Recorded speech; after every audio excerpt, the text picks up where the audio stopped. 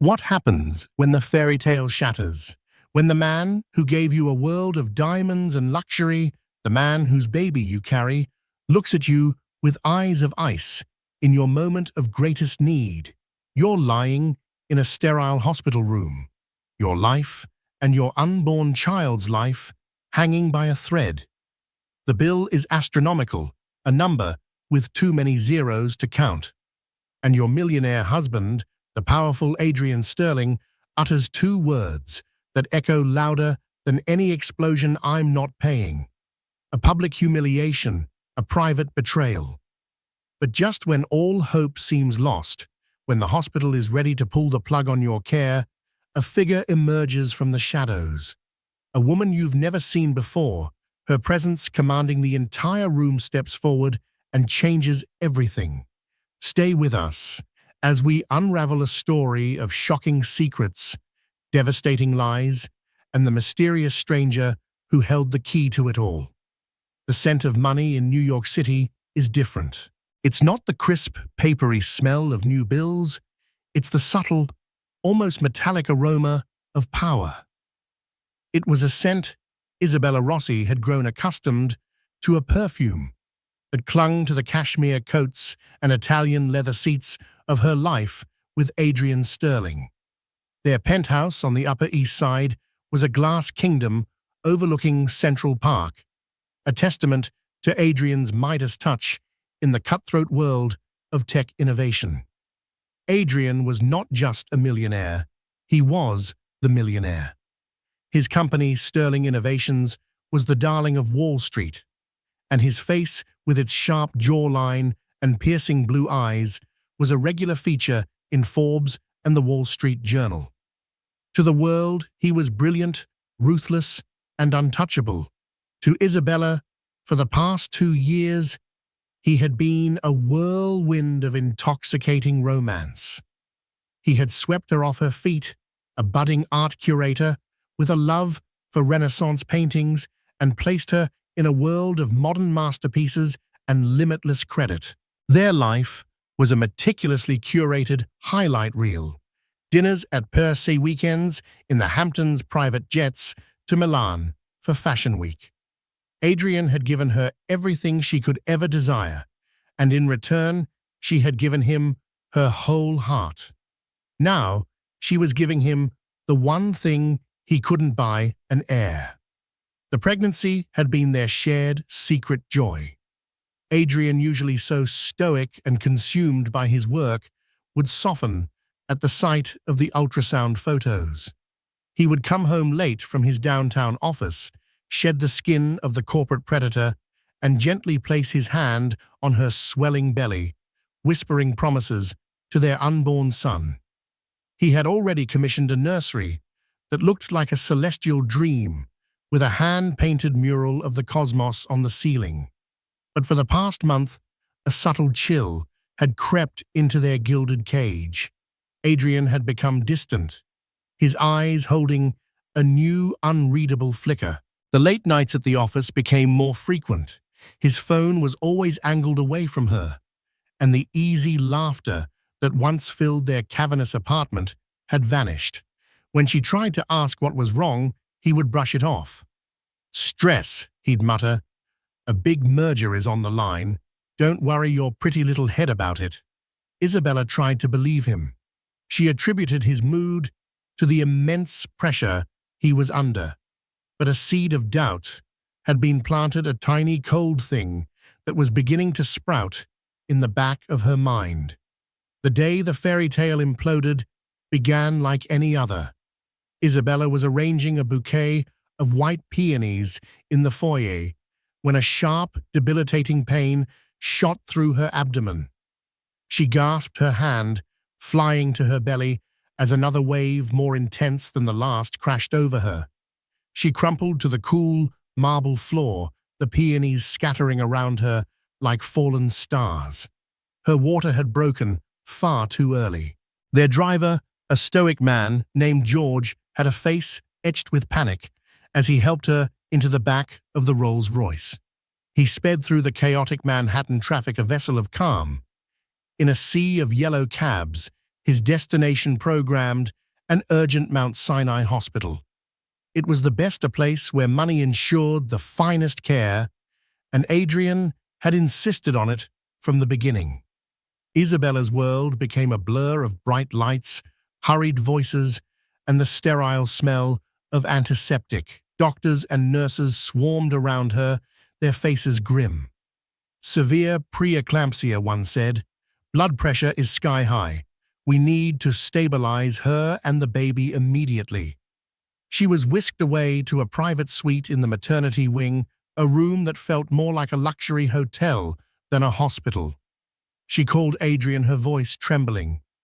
"Adrian, the baby. It's happening. I'm at Mount Sinai." There was a pause on the other end of the line, a beat of silence that felt like an eternity. "I'm on my way," he said, his voice flat, devoid of the panic or concern she desperately needed to hear. Hours bled into one another. Isabella was hooked up to a symphony of machines, each beep and whir, a reminder of the fragile lives hanging in the balance. The doctors managed to halt the premature labor, but they were clear she and the baby were in a precarious state. She would need to remain hospitalized under constant intensive monitoring until the baby was viable enough for a C-section. The cost, they mentioned casually, would be extraordinary. But for people like the Sterlings, that was just a number. Adrian finally arrived as dusk painted the city in hues of orange and purple. He stood in the doorway of her room, not in the rumpled, worried state she had imagined, but in a perfectly tailored Tom Ford suit, looking as if he had just stepped out of a board meeting.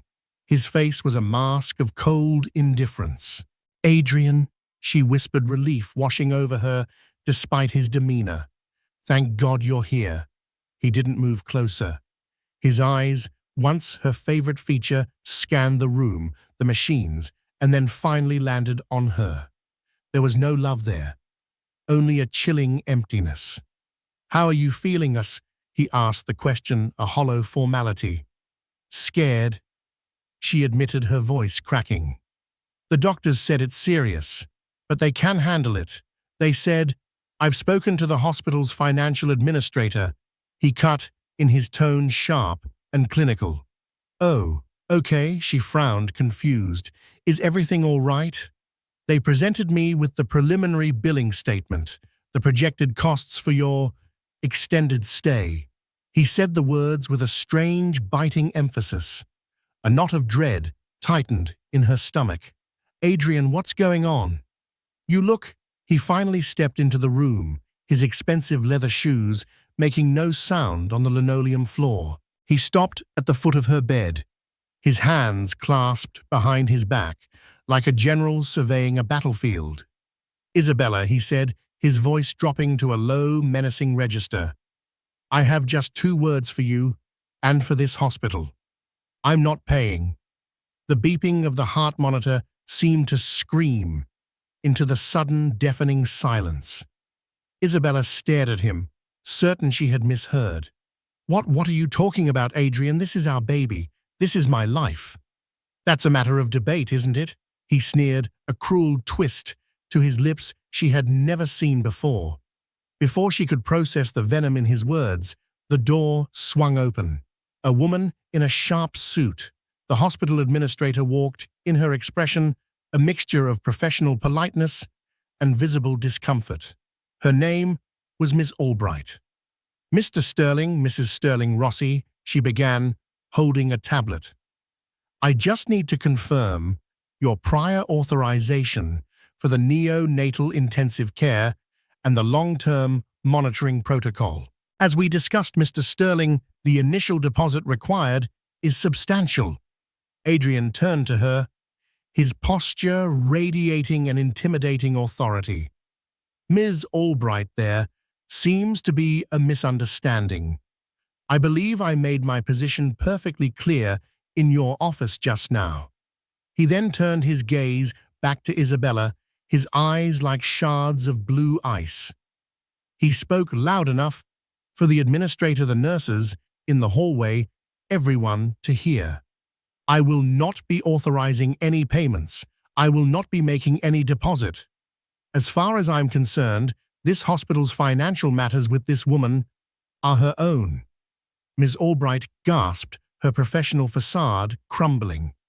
"Mr. Sterling, I don't understand. Your wife is in critical condition. Your child—" "My child?" Adrian let out a short, bitter laugh that held no humor. "You assume too much?" He pulled his phone from his pocket, his thumb swiping across the screen. He thrust it towards Isabella. On the screen was a photograph. It was her, a few weeks ago, having lunch on an outdoor patio. She was laughing, her head tilted towards the man across the table. The man was Julian Croft, Adrian's biggest and most hated business rival.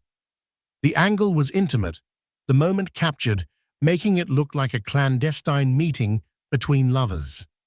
"Explain this," Adrian hissed. "Adrian, that was a lunch meeting for the museum's new wing. Julian is a patron. You knew I was going—" She cried, her heart fracturing. "I knew you were meeting him. I didn't know you were sleeping with him," he spat. "I had you followed, Isabella. I know everything." The accusation, so baseless and vile, sucked the air from her lungs. The betrayal wasn't about money. It was deeper, a cancer that had been growing in the heart of their marriage. He thought the baby wasn't his. Ms. Albright, sensing a catastrophic situation unfolding, intervened. "Mr. Sterling, perhaps we can discuss this privately. This is not the time or the place." "This is precisely the time and place," Adrian declared, his voice booming in the confined space. He turned back to the administrator. "So let me be unequivocal. Sterling Innovations will not be paying this bill. I will not be paying this bill. If she cannot afford your services, I suggest you transfer her to a public facility that she can." With that, he turned on his heel and walked out of the room, leaving behind a wake of shattered silence, a mortified hospital administrator, and a wife whose entire world had just been systematically and publicly destroyed. Ms. Albright cleared her throat, her face pale. "Mrs. Sterling, Rossi," she corrected herself, the hyphen now feeling like a deep wound. I am so sorry, but you understand our position. Without a guarantee of payment, we cannot continue with this level of specialized care. We will have to begin the process of transferring you. I need to make some calls." Tears streamed down Isabella's face, blurring the blinking lights of the machines that were keeping her and her baby alive. Transferred like a package with insufficient postage. Her husband, the man who owned half of Manhattan, had just condemned her and their unborn child over a lie born from his own paranoia. She was trapped, helpless, and utterly alone. The gilded cage had become a death trap. Hope was a luxury she could no longer afford. The minutes that followed Adrian's departure were the longest of Isabella's life. Each tick of the clock on the wall was a hammer blow against her crumbling sanity. The hum of the advanced medical equipment, once a comforting sound of protection, now sounded like a countdown to her doom. Ms. Albright had left the room with a look of profound pity, her footsteps receding down the hallway, carrying with them Isabella's last shred of hope. Panic, cold and sharp, seized her. She thought about calling her parents, a retired teacher and a librarian in suburban Ohio. They would cash in their pensions, sell their home, do anything for her. But the bill here for even a few days would be more than they had earned in their entire lives. It would ruin them, and it still wouldn't be enough. Her friends were artists, writers, curators, people who lived in the real world, not Adrian's stratosphere of obscene wealth. There was no one to call. Her mind replayed the scene, the venom in Adrian's voice, the cold triumph in his eyes. The photograph. It had been an innocent lunch, a meeting she had told him about. Julian Croft was a notorious flirt, but he was a key donor for the museum. She had endured his slightly too long handshakes and charming compliments for the sake of a new exhibition hall. How could Adrian twist that into the ultimate betrayal? A horrifying thought pierced through her grief. Had he been looking for an excuse? Was the crumbling of their marriage not her fault at all, but a premeditated demolition? The distance, the secrecy. Perhaps it wasn't about a merger. Perhaps it was about him wanting out. And this was his cruel, scorched earth exit strategy. To publicly brand her an adulteress and abandon her at her most vulnerable, it was a move so calculated, so utterly devoid of humanity, that it felt like something out of a corporate takeover, not a marriage. Her body trembled, and the heart monitor beeped erratically, echoing her distress. A nurse rushed in, her brow furrowed with concern. "Mrs. Sterling Rossi, you need to calm down. Your blood pressure is spiking again. Please try to breathe." "How can I breathe?" Isabella sobbed, the words tearing from her throat. "He's leaving me here to die." The nurse could offer no platitudes, no easy comfort. She knew the reality of the situation. She quietly adjusted the IV drip, her silence a confirmation of Isabella's fears. Meanwhile, in his downtown office, Adrian Sterling stared out at the city lights, but he didn't see them. He saw only the red of his company's balance sheets. The big merger he'd told Isabella about was a lie. It was a desperate last-ditch attempt to be acquired before Sterling Innovations imploded.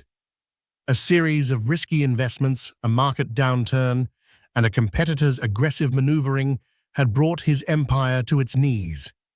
He was leveraged to the hilt, living on borrowed time and borrowed money.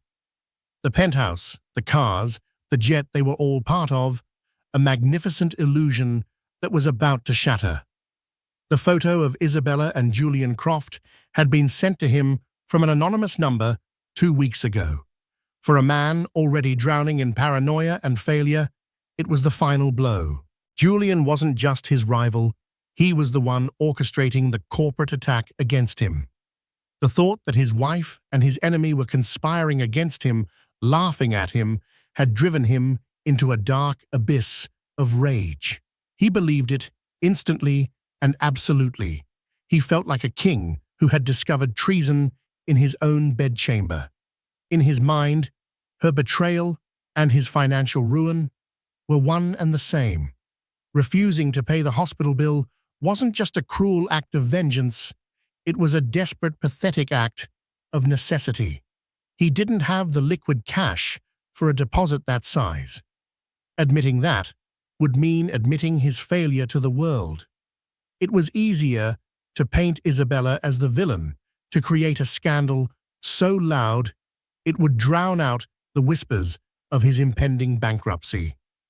It was a monstrous, cowardly act, and a small part of him buried deep beneath the rage and pride knew it. Back at Mount Sinai, Ms. Albright returned, her face set with grim determination. "Isabella," she said, dropping the formality, "I've spoken with County General. They have a bed, but it's a shared ward. The level of care, it won't be the same.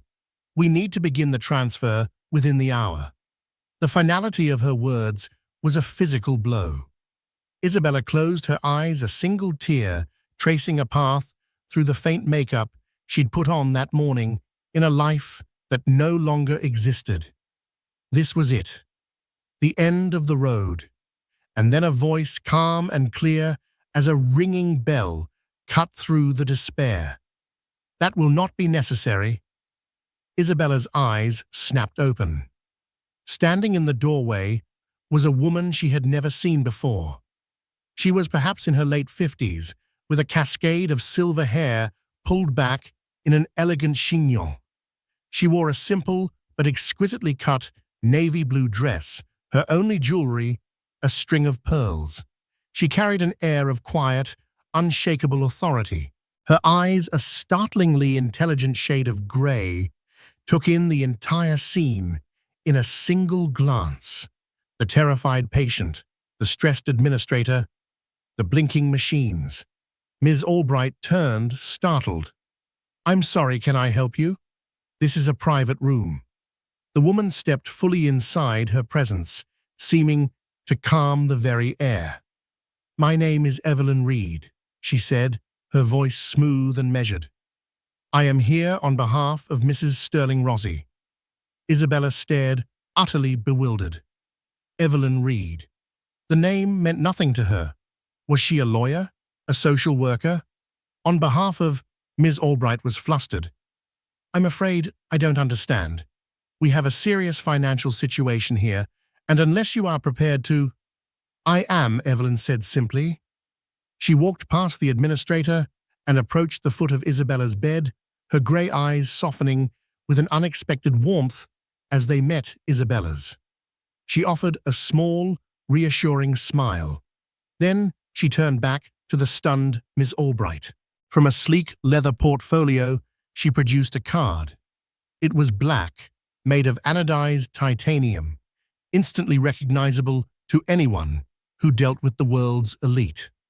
The American Express Centurion card, the black card. "You were discussing a deposit," Evelyn said, her tone polite but firm. "Please tell me the amount. I will also pre-authorize the full projected cost of care, including any and all neonatal specialist services that may be required. Whatever Isabella and her child need, they will have it. Cost is not a concern." Ms. Albright's jaw went slack. She had seen these cards before, but they were rare legendary. They had no official preset spending limit. She looked from the card to the serene face of the woman holding it, and then to the weeping patient in the bed. The initial deposit is $250,000, she stammered the number, sounding absurd, now that it was being met with such ease. Evelyn didn't even blink. "Very well. Please run the card, and draw up the paperwork guaranteeing payment. I will sign it." She then turned her full attention back to Isabella, ignoring the administrator, who was now fumbling with her tablet, her hands trembling slightly. "My dear," Evelyn said, her voice soft and kind. "You can rest now. Everything is going to be all right. I've got you." Isabella could only stare speechless. Tears continued to fall, but now they were tears of shock and disbelief, not despair. Who was this woman? Where had she come from? It felt like a hallucination, a stress-induced dream. Angels didn't wear designer dresses and carry Amex black cards.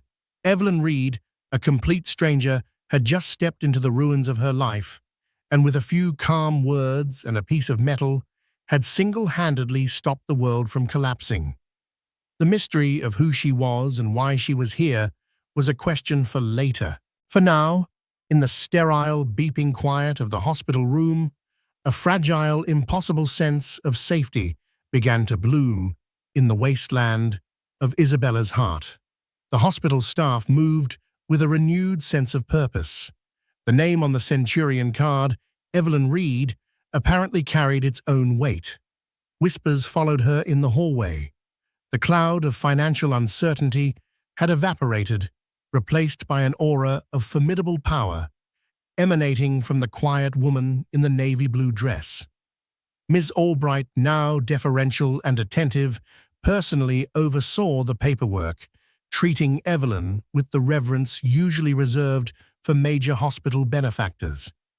Once the formalities were handled, Evelyn dismissed the administrator with a polite nod and pulled a chair close to Isabella's bed. For a long moment, she simply sat, allowing the frantic energy in the room to settle. "How are you feeling truly?" Evelyn asked, her grey eyes searching Isabella's face. "Overwhelmed?" Isabella whispered, her voice hoarse. "Confused. I don't know who you are. Why would you do this for me?" "Let's just say I am a friend of the family," Evelyn replied, her answer both comforting and evasive. "And I believe in settling debts." "A debt I don't understand. I've never met you." "The debt is not yours to understand, my dear, Evelyn said gently. It's Adrian's, though he is not aware of it. The mention of Adrian's name sent a fresh wave of pain through Isabella. He thinks the baby isn't his. She choked on the words. He showed me a picture of me and his rival Julian Croft. Evelyn's expression sharpened at the mention of Julian's name. A flicker of something recognition distaste crossed her features. Tell me about this picture, Isabella. Tell me everything. Isabella recounted the story of the museum fundraiser lunch, the innocent meeting that had been twisted into something ugly and deceitful. She explained her work as a curator, her professional relationship with Croft as a patron of the arts. As she spoke, Evelyn listened with an unnerving stillness, her gaze never wavering.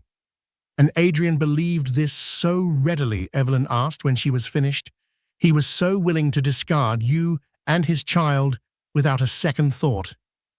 Isabella nodded, fresh tears welling. He's been different lately, distant, angry. He said he had me followed. I see, Evelyn said, her voice a low murmur. She looked at Isabella, a deep, almost maternal sympathy in her eyes. Betrayal is a terrible poison, Isabella, but you must consider the source. A man on the verge of losing everything is capable of believing anything. Losing everything? What are you talking about? He's Adrian Sterling. Evelyn gave a sad, knowing smile. Appearances can be deceiving. The Sterling Empire is not as solid as it looks. In fact, it's a house of cards in a hurricane. And Julian Croft, your lunch companion, is the man commanding the wind. Before Isabella could process this new revelation, the door opened. It was Adrian. His face was a thunderous mask of fury. He had clearly heard that the bill had been paid and had come storming back. His pride wounded, his authority challenged. "Who the hell are you?" he snarled, his eyes locking on Evelyn. His gaze then swept over her expensive but understated dress, the quiet confidence in her posture. He didn't recognize her, but he recognized her type-old money, the kind that whispered instead of shouted. Evelyn rose from her chair to face him, unperturbed by his aggression. She stood a few inches shorter than him, yet she seemed to command the space between them. "It has been a long time, Adrian," she said, her voice even. Adrian stared, racking his brain. There was something faintly familiar about her, a ghost from a distant past he couldn't quite place. "Do I know you?" "You did once. You were much younger, arrogant, ambitious, and certain you knew better than everyone. You pushed out your father's most trusted advisor to consolidate your own power after he passed. You called her a relic of a bygone era and pensioned her off with a token severance." Evelyn's voice remained calm, but each word was a precisely aimed dart.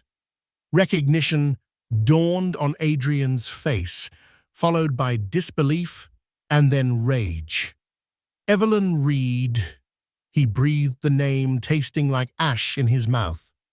"You were my father's COO. What are you doing here? Have you come to gloat?" "Gloat." Evelyn raised a silver eyebrow. "Don't flatter yourself, Adrian. Your current predicament is far too pathetic for gloating. I am here because of a promise I made to your father." "You have no right," he seethed, taking a step forward. "My marriage, my life, it's none of your business. I want you out of here.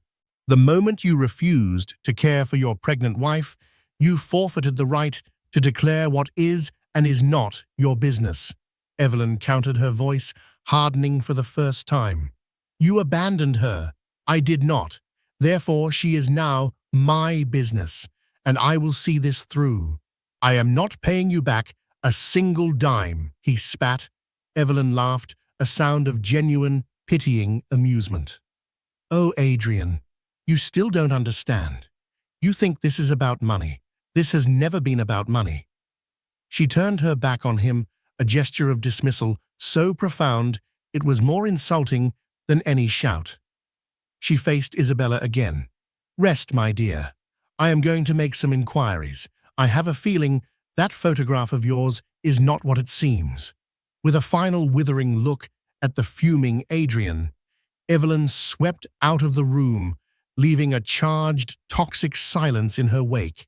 Adrian stood frozen, his fists clenched, his mind reeling. The past and the present had just collided in a way he could never have anticipated. Evelyn was as good as her word. She didn't use a private investigator. Her resources were more refined.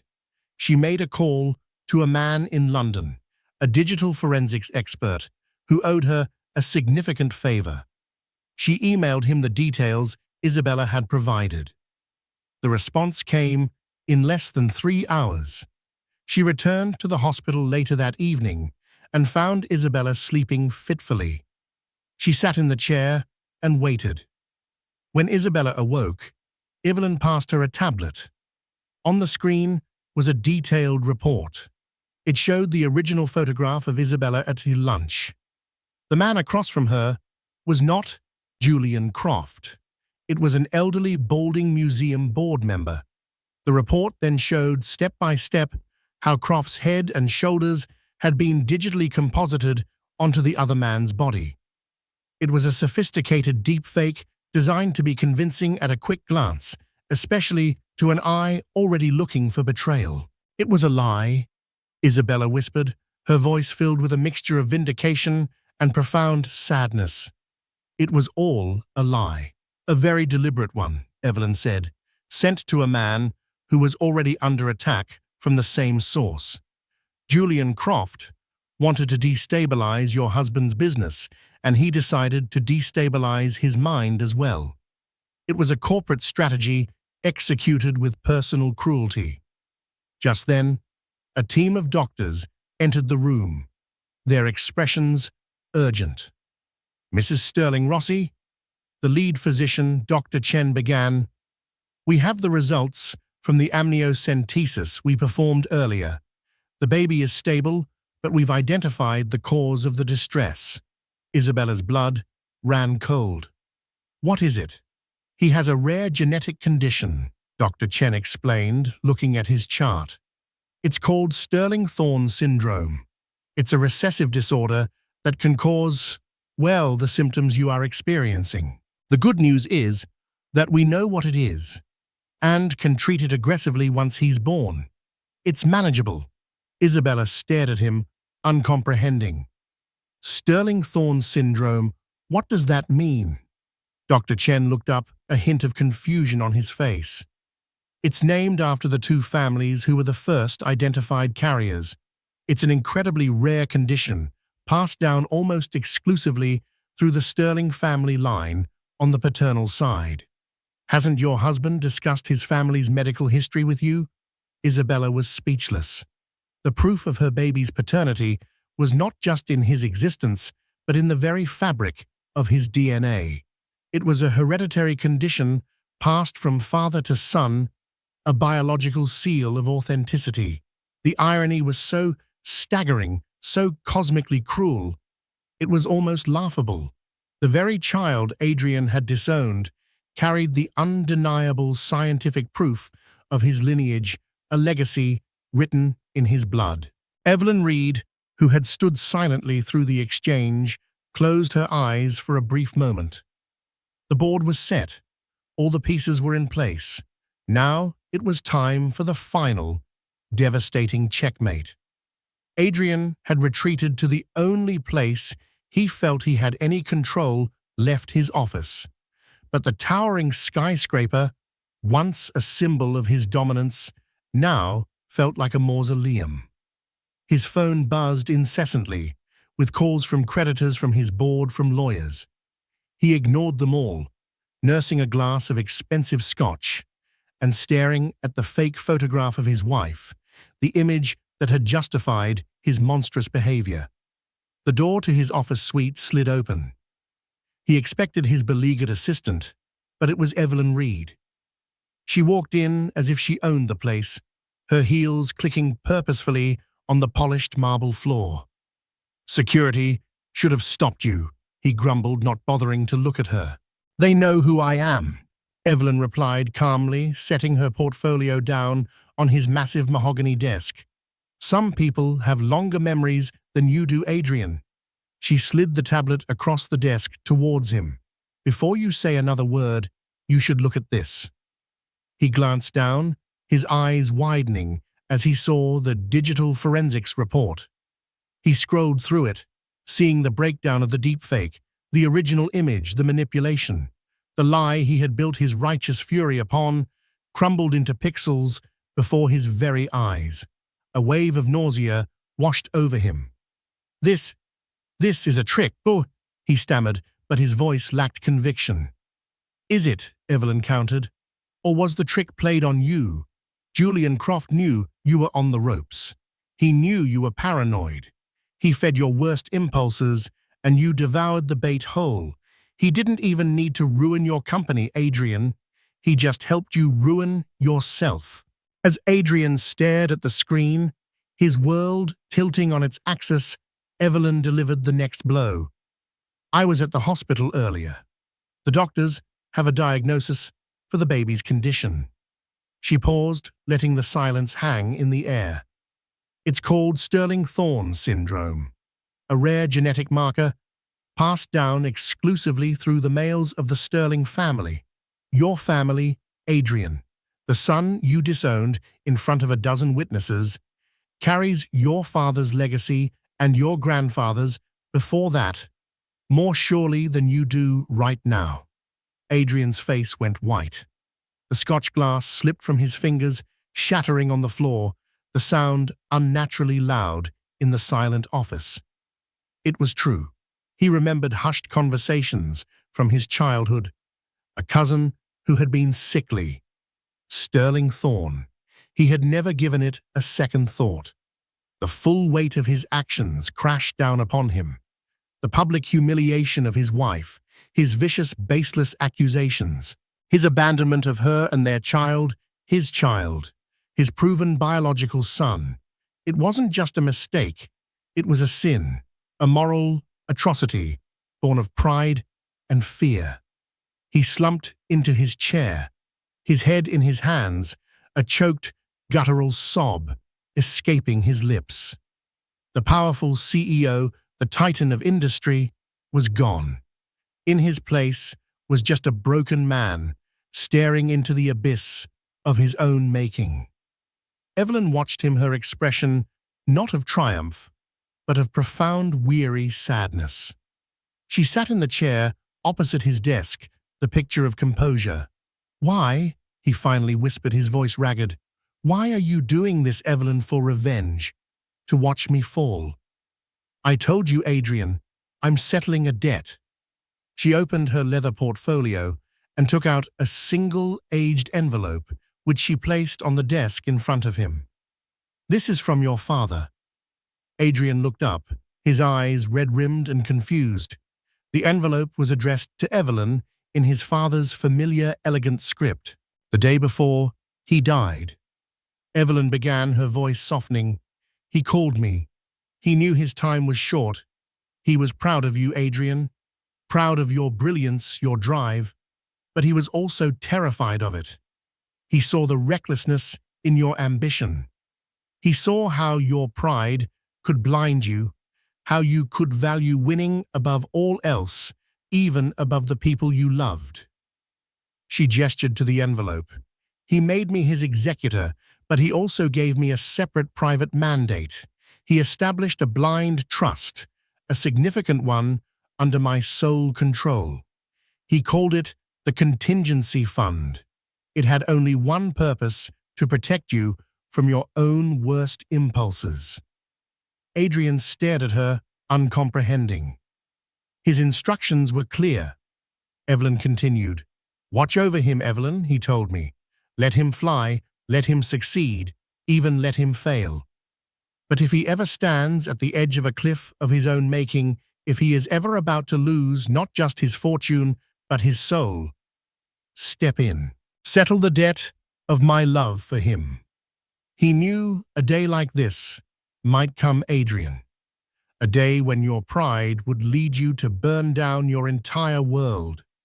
She gently pushed the envelope closer. The money I used to pay that hospital bill, it was his money, Adrian. The money I will now use to help you navigate the bankruptcy of Sterling Innovations, it is his money. He loved you so much that he planned for your redemption even after he was gone.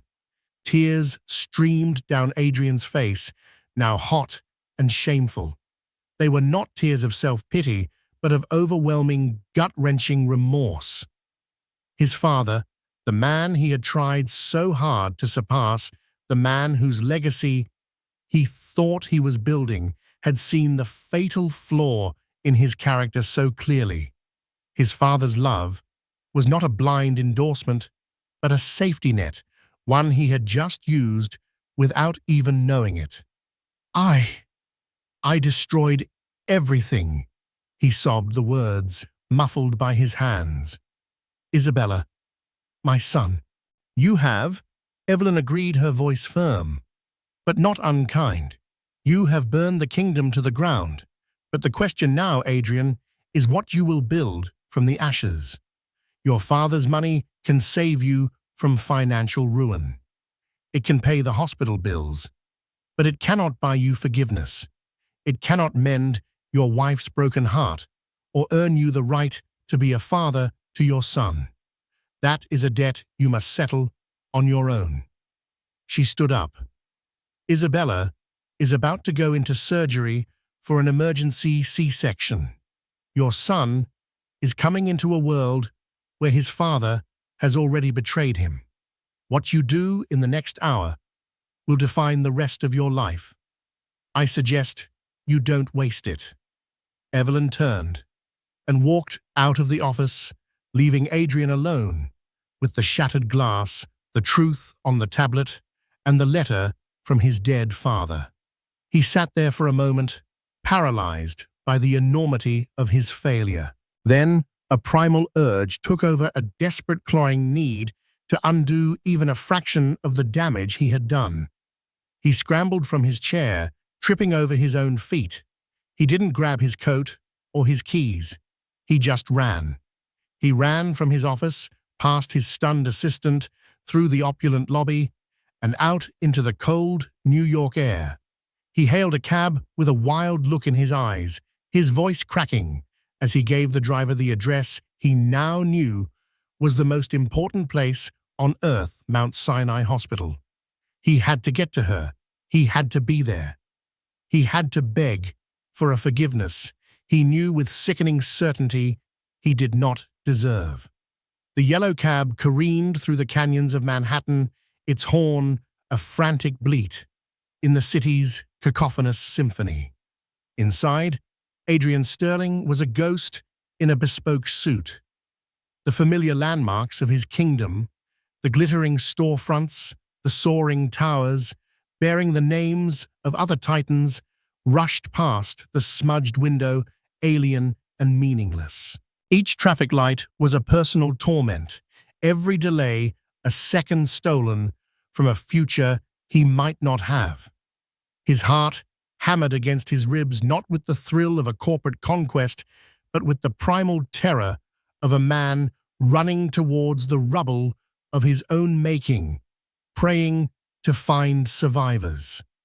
He burst through the automatic doors of the Mount Sinai maternity wing like a man fleeing a fire. His hair, usually artfully styled, was a chaotic mess. His tie was askew, and his face was a pale, sweat-sheened mask of desperation. The serene, pastel-colored calm of the hallway was a stark contrast to the storm raging within him.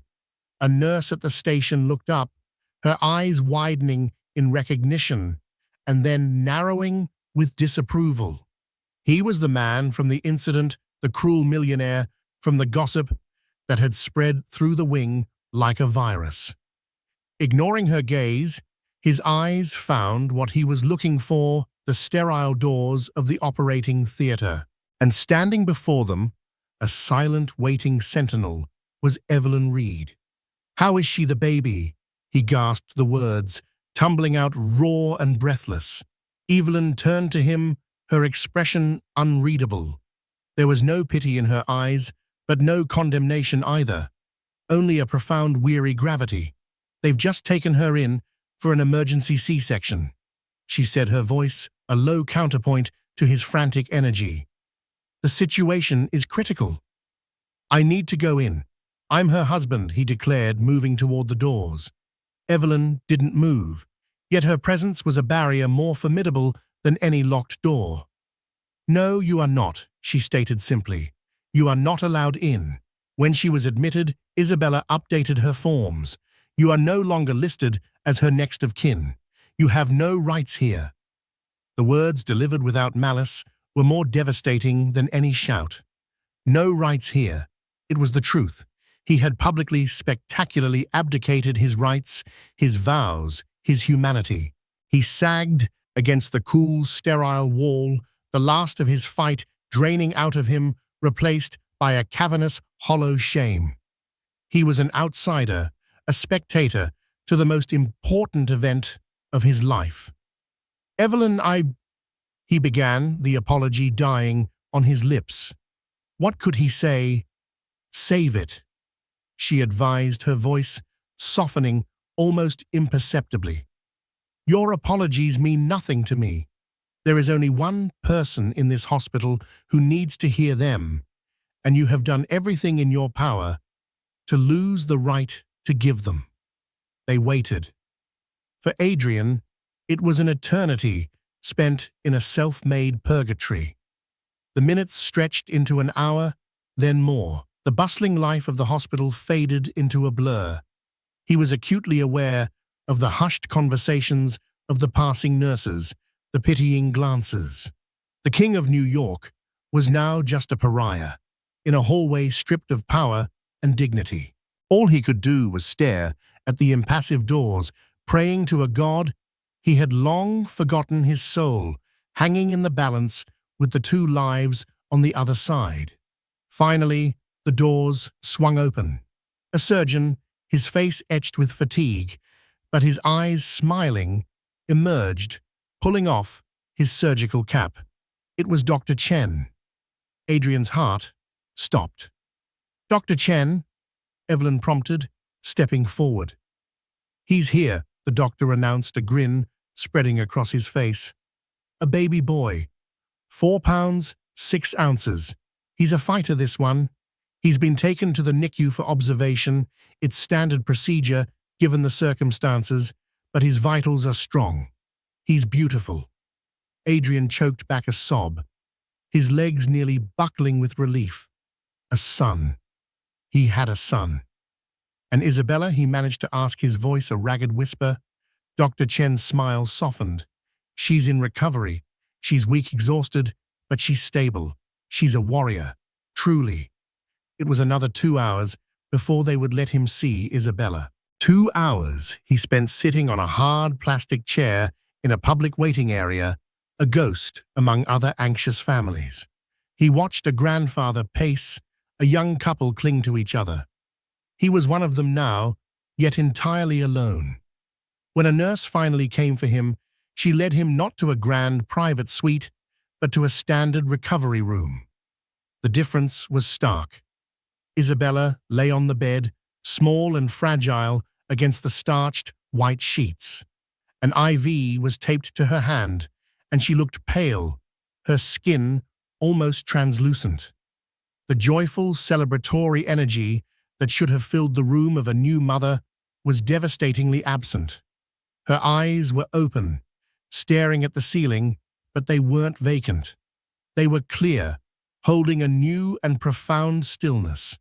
She turned her head as he entered, and her gaze, devoid of love, but also devoid of hatred, simply watched him. It was the look of a judge, waiting for a final plea. He approached the bed slowly, a supplicant approaching a betrayed queen. He didn't dare sit. He sank to his knees beside her bed, the expensive wool of his trousers bunching on the scuffed linoleum floor. Isabella, he began, his voice breaking on her name. There are no words. There are no excuses. What I did, it was monstrous. It was evil. He didn't try to defend himself. He confessed the words spilling out in a torrent of undiluted shame. He told her everything, his voice cracking, as he laid his rotted soul bare. I was a king. In a collapsing castle, Bella, he wept, using his old pet name for her, the sound of it, a fresh wound. Sterling innovations. It was all smoke and mirrors. I was ruined, drowning. When that picture came, that lie from Croft, I didn't question it. I wanted to believe it. He looked up, his eyes pleading with hers. Not because I ever truly thought you could do that, but because I was suffocating in my own failure, and I needed to make you the villain. I needed someone else to blame. It was easier to imagine your betrayal than to face my own pathetic incompetence.